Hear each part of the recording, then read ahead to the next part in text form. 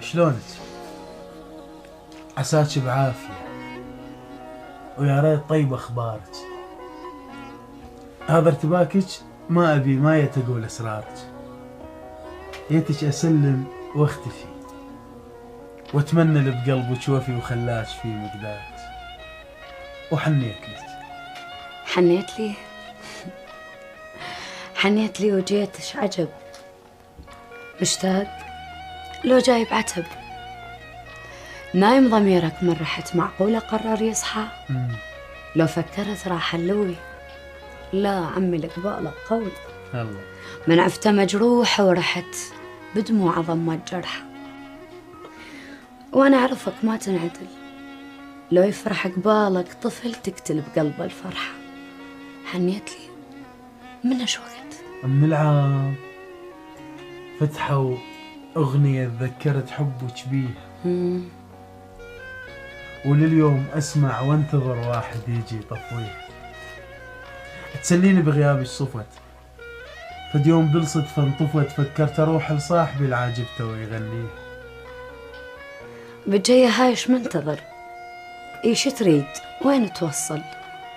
شو انا قضيت العمر البس وانت تفصل، تتذكر افعالك قبل؟ بالغلط لما تتصل تقطع قبل لا تحصل. إنساني أحسن لك لأن والله بعد ما بي، وانا أعرفك تنعشق بسرعة تلقى بنية، أحلى إحساس تحسسك بس والله ما تتنفسك، لك أنا الغشيمة اللي كنت يمك أضحي بريء، حبيت غيرك وانتهيت. لا تلعبين بغيرتي وتحكي لي طبع الماغذش طيب وحيل حنين، وعيونك الشق القلب غيرة الواحد من يحب بس ما له حق يبين. ولو شفتي جرحي بالقلب قلتي جرحك هين، وهسه اسمعيني وركزي بكل كلمة راح احكيها. مرات اللي يحب ينجبر يخسر وجايز ينخسر، مرات ياخذنا الضعف بس نبقى نحكي بقوة، مرات نتحول شمع نراد بس وقت الدمع، من دار لما نلتفت ما نلقى واحد يسر. وانا اعذرك بس المهم عشرتنا تحترميها. من العام فتحة واغنية تذكرت حبك بيها. مساء الخير شهد شميل. مساء الورد مهند، اهلا. مختفية صار فترة. موجودة. حلو، طلعنا هواية انا وياش اللقاءات. بس انت اكثر وحدة كنتي تقدرين تلفين وتدورين بموضوع الحب.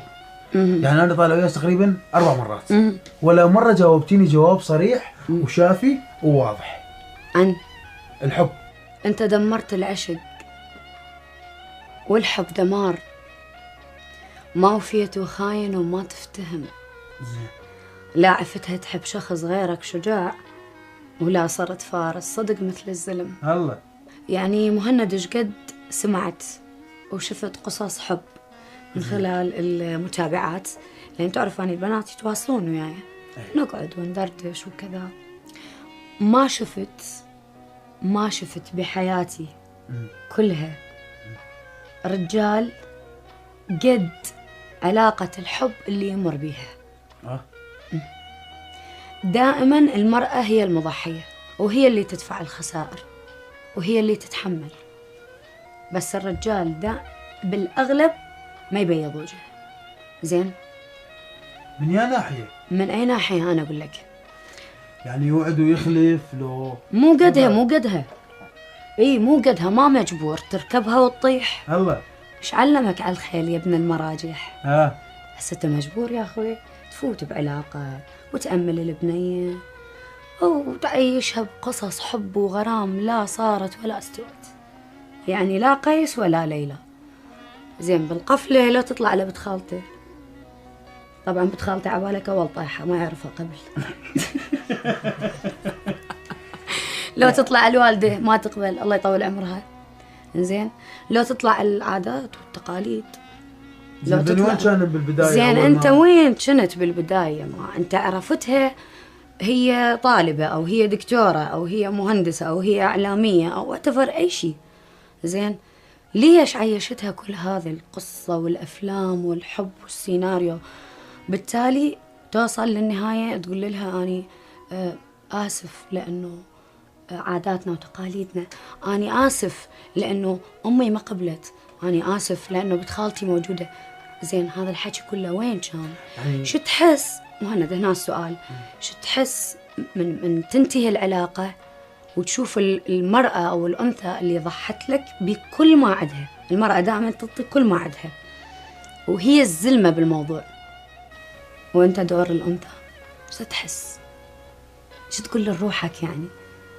يعني نفس إلها حق عليك، شو تقول لنفسك أنت؟ يعني نقدر نقول الرجل الشرقي غير صالح للحب؟ البعض. نسبة؟ النسبة 70%. ورا هالسنين كلها وهذا استنزاف المشاعر والآلام والجروح والدموع اللي انت قلت عليها، تتوقعين راح تلقيه اللي تريديه، الرجل المناسب؟ أنا إذا أحكي بالعموم، أي خلنا نحسب الخصوص. أنا بالنسبة لي يعني تتوقعين راح تلقيه؟ أنا إذا ما ألقى الشخص اللي أنا راسمته بمخيلتي راح أبقى عانس طول العمر.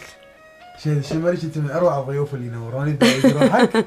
هنودي عيوني. سعيد جدا بوجودك. اني اكثر. التوفيق. الله يسلمك. وملاحظه صغيره اني بس اريد اقولها لبعض البنات، شغلتين او ثلاثه تخليها ببالك، لا حد يتحجج بالظروف، لا حد يتحجج بالقدر، ولا حد يقول قسمه ماتت وشبعت موت ودنذب عليها ما يورد.